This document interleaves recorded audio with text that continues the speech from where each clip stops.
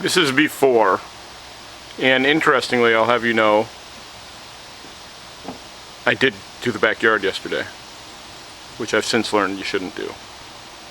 So I'm not concerned about the leaves. It's interesting, the lack of branches. So these are our trees. 1, 2, 3, 4, 5. And that's the one we're most concerned about because of that branch right there.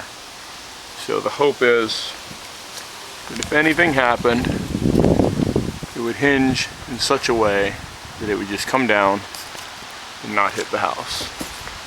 But you can see it's over the house, but just barely. And hopefully none of these trees themselves will fall. But if the branches fell, they would not hit the house.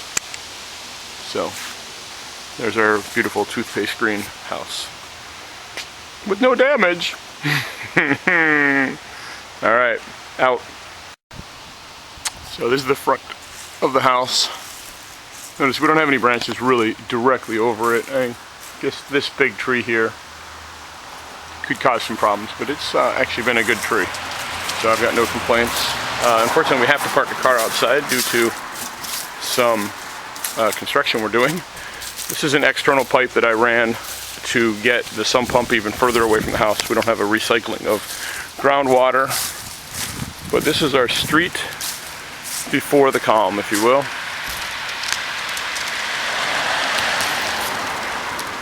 Power lines running across the street.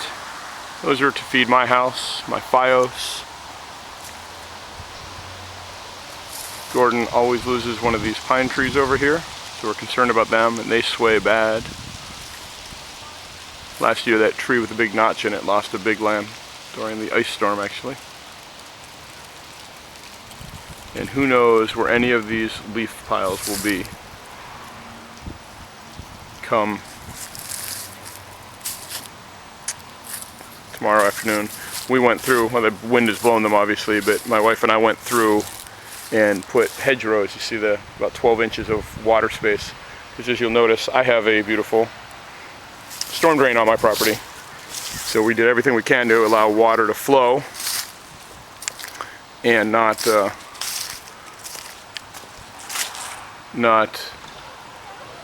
gives us time to go to church and not clog up.